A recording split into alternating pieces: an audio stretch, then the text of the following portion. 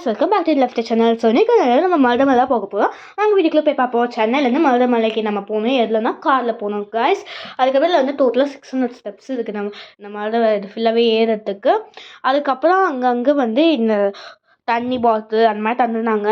மாங்காய் அந்த மாதிரி தண்ணி கொஞ்சம் அந்த இதெல்லாம் சப்ளை பண்ணிட்டு இருந்தாங்க. நல்லா தான் இருந்தது. அது கூட பால் குட்டி பசங்களுக்கு இது கடையெல்லாம் கொஞ்சம் குட்டி குட்டி கடையெல்லாம் போட்டு வச்சுருந்தாங்க.